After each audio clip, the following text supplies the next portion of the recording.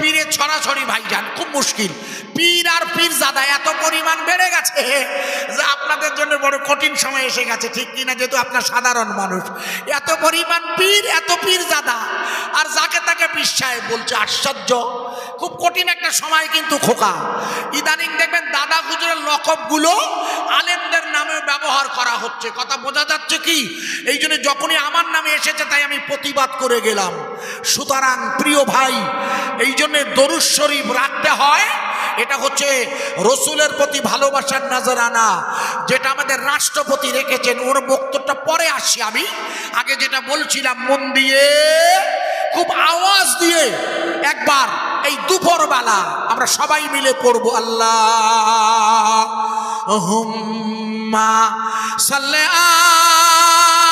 আলা, একটু জোরে বলবেন কষ্ট হলেও, ওয়া আলা আলি সাইয়্যিদিনা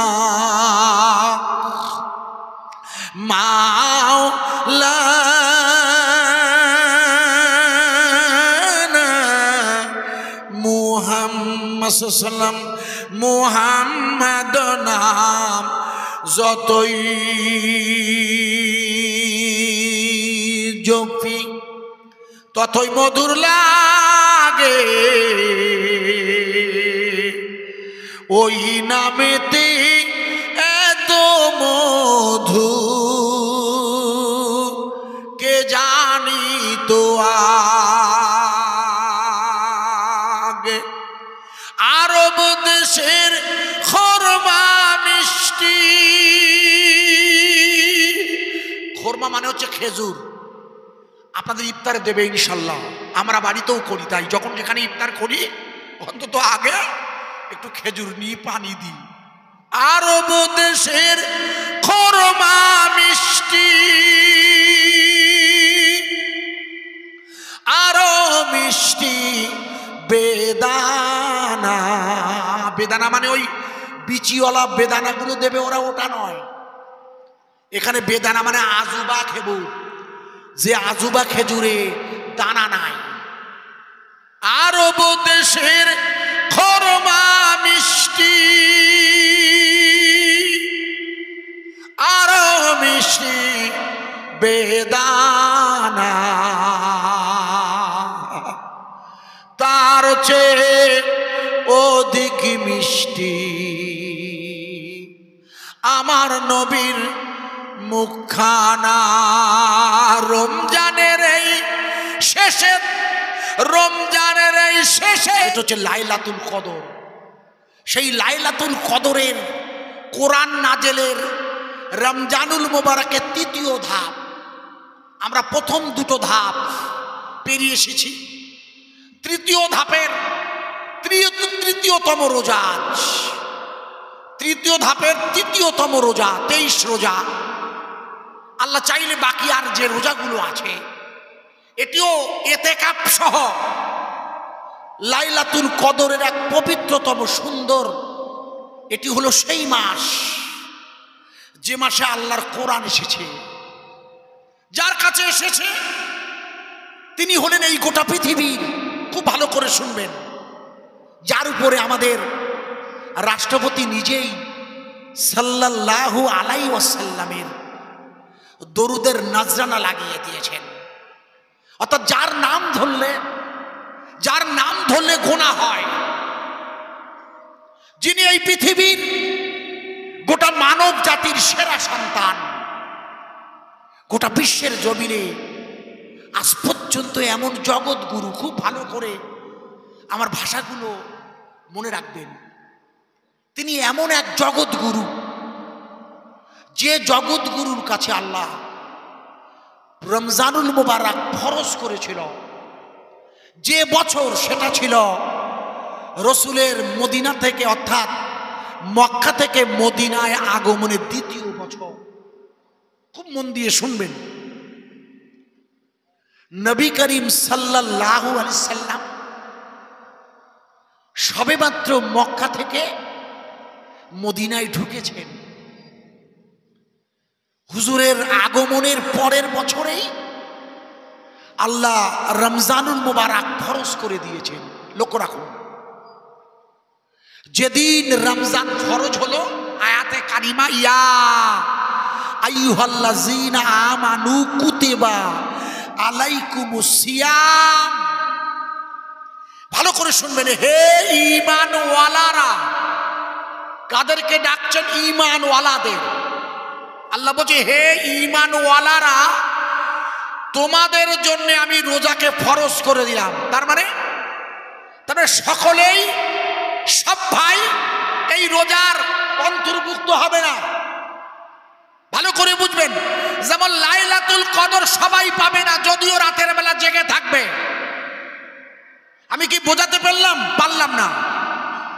লাইলাতুল কদরের রাতে ওই 21, 23, 25, 27, 29 5 রাত জেগেছেন, তবু আপনার নসিবে লাইলাতুল কদর না হতে পারে। কেন? যেহেতু লাইলাতুল কদরটা পেতে হয়, হাদিস শরীফে পরিষ্কার বর্ণনা এসেছে। ভালো করে শুনে নিন। আল্লাহর নবীর বিবি আমার মা আয়েশাতুল হুমায়রা বলছেন, ভালো করে বুঝবেন এই জায়গাটা, যে তখন কদরের সময় চলছে, তাই এটা একটু ইন্ট্রোডিউস করে দিচ্ছি।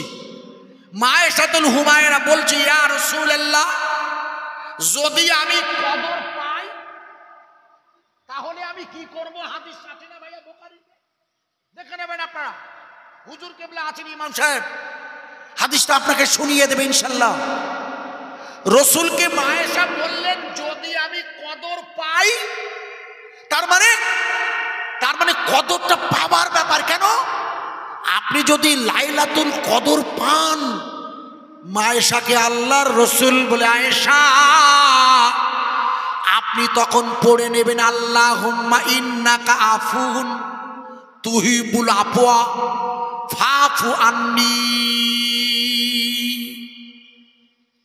এই দোয়াটা আলেমেরা আপনাদের শিখিয়েছেন, আপনাদের মুখস্থ থাকতে পারে, ইমাম সাহেব মসজিদে পড়তে পারে, কিন্তু দোয়াটার আসার কারণ হলো মা আয়েশা সিদ্দিকার আবেদন, যে যদি আমি লাইলাতুল কদর পাই।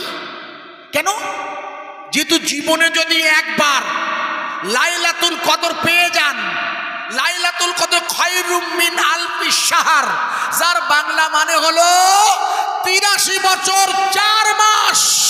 83 বছর 4 মাসের গুনাহ মাফ, অর্থাৎ 83 বছর 4 মাস পর্যন্ত ওই বান্দার কোনো গুনাহ আর থাকবে না, ও হবে মুত্তাকি। একবার জোরে বলুন।